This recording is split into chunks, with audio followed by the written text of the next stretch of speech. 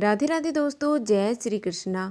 आज के वीडियो में मैं आपको सुनाने जा रही हूँ मकर संक्रांति से सुनी जाने वाली राई की कहानी। तो चलिए शुरुआत करते हैं। आप कहानी को लास्ट तक सुनना, क्योंकि किसी भी कहानी को अधूरा छोड़ने से पाप लगता है। तो चलिए शुरुआत करते हैं और कथा का श्रवण करते हैं। एक गाँव में एक सेठ सेठानी रहते थे और उनके 3 बच्चे और एक कन्या थी। कन्या सबसे छोटी थी और उसका नाम राई था। और वह राई अपनी सहेलियों के साथ खेलती और गोबर लेने जाती और आपस में बातें करती। एक बार एक सहेली ने कहा कि उसके पिता दूसरे गांव में उसका रिश्ता लेकर जा रहे हैं। और तब राई बोली कि तुम लोग जिससे चाहो विवाह कर सकती हो, परंतु मैं श्री कृष्ण के साथ ही विवाह करूंगी।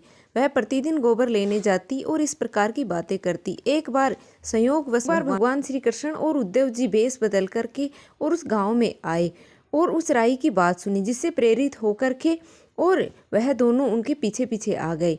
उन्होंने राई के पिता से कहा कि हम तुम्हारी बेटी के लिए वर लेकर के आए हैं। और उसके पिता ने फिर उसको रूप देखकर, भगवान श्री कृष्ण का रूप देख करके और उसका विवाह श्री कृष्ण भगवान के साथ कर दिया।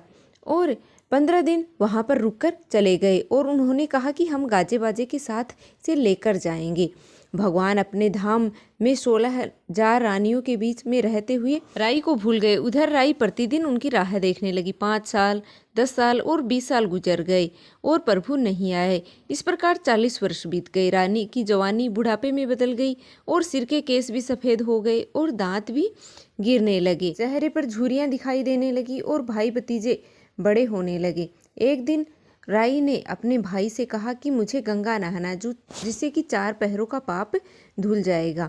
और वह भाई उसे गंगा जी लेकर गया। वहाँ पंडित से उसने पिंडदान करने को कहा। पंडित ने तांबे का कलश तैयार करके भगवान श्री कृष्ण के नाम से पिंडदान करवाया। राई के हाथ में दे दिया, इसे गंगा जी में बहा दो। जब राई ने कलश गंगा जी में रखा तो कलश है वो खिलखिलाकर हंसने लगा और बैकुंठ जाकर के और भगवान श्री कृष्ण के सीने में उसने प्रहार किया, जिसे देख करके भगवान को अपनी भूल का एहसास हुआ और तुरंत ही दौड़ते हुए मृत्युलोक में राई के पास पहुँचे।